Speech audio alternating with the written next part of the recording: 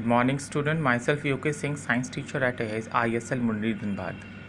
Okay, today we will going to continue with the same chapter of class 8. That is, we're talking about chapter number 8, cell structure and function. In the previous class, we have discussed about the different shapes and size of cells. Now, different constituents of cells. First of all, we will look upon the organization of cell.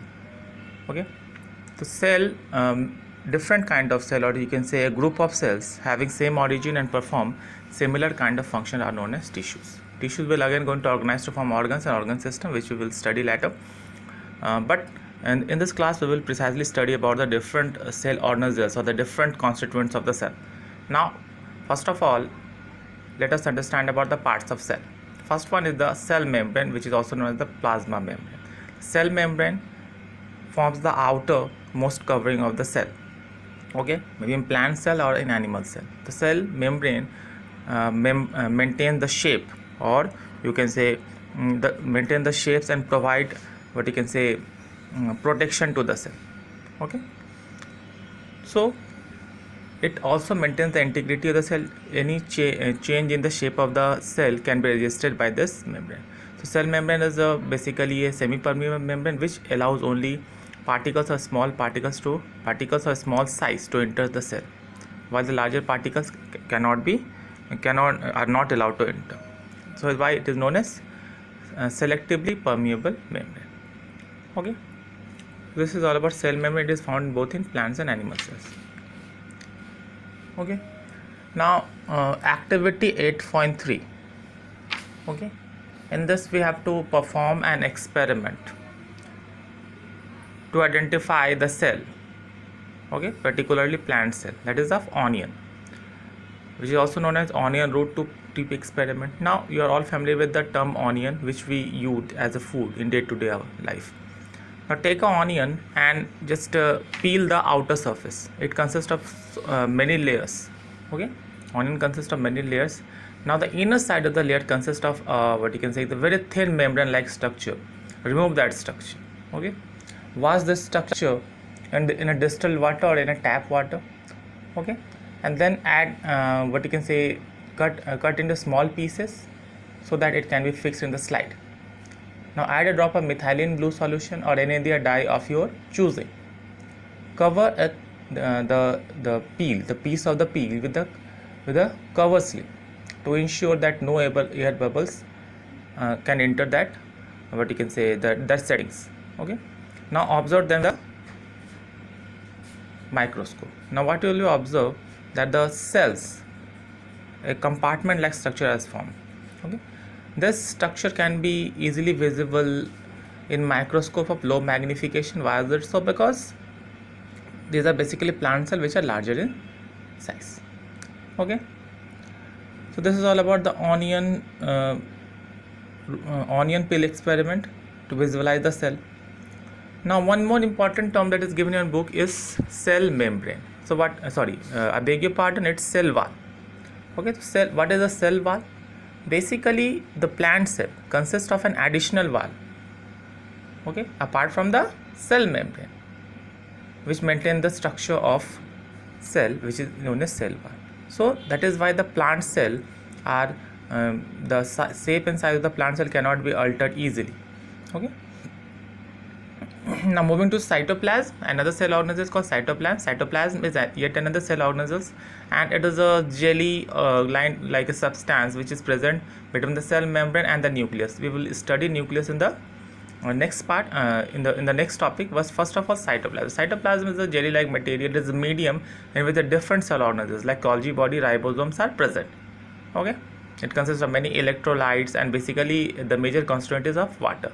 Okay, moving to the nucleus, which is the most important organelle. It is situated generally in the center of the cell. It is also known as the brain of the cell. It regulates all the functions of cells. Okay, it consists of genetic material in the form of DNA, or you can say chromosome, gene, or DNA means the same. These are just structural what you can say arrangement.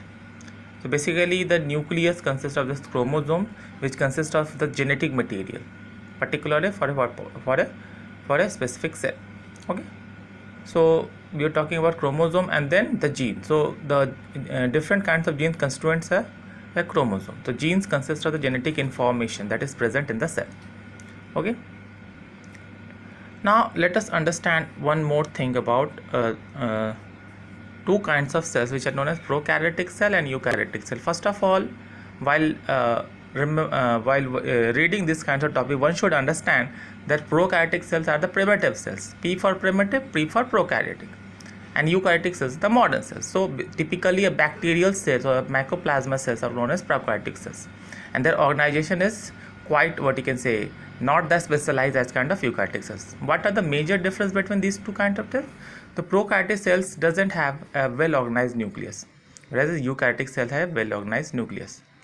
Or we can say, in other words, we can say the nuclear material is scattered in the cytoplasm. Okay, but in eukaryotic there is a proper nuclear membrane present which encloses the nucleus. Okay. One more thing, membrane bound cell organisms except ribosome is absent in prokaryotic but present in eukaryotic. Prokaryotic are smaller in size and eukaryotic are larger in size. So this is the these are the three major basic difference between the prokaryotic cells and the eukaryotic cells. Okay, I hope you understood the topic. Okay, now one more thing that is given is called vacuole. What is a vacuole? Vacuole is actually a kind of structure which consists of the sap, water and electrolytes. Basically it is present mainly in the plant cell. In animal cell it is absent, either very small or absent. So vacuole is a, you can say, storage house of water and electrolytes and also enzymes necessary for the plant, because plant cell has a maximum percentage of water. So to prevent desiccation, this water reservoir is there, and also it consists of some enzymes and electrolytes. Okay. Now the last topic is of the difference between plants and animal cells. We have already discussed a few differences between plants and animal cells as we are discussing. So first of all, the plant cells are symmetrical and larger than animal cell. Second, plant cell consists of an additional outer covering called cell wall, which is absent in animal cell. Plant cell consists of plastids, which consist basically of chloroplast, responsible for photosynthesis. While we know that the animals are heterotrophs, so chloroplast or plastids are absent in animal cells. Okay. Large vacuole, as you can see in figure 8.7, large vacuoles are present in plant cells, so that in such a way so that the nucleus is slightly shifted toward the periphery. But in animal cell, vacuoles are absent, therefore the nucleus is present at the center. Okay. So we have studied about the different kinds of cells, their nature, structural organization. Okay, we have finished the chapter, but if still you have any doubt, then you can ask through the group, through a group message. Link will be open for all of you. Okay, after you got the video, then you can ask the question via the class group. Thank you.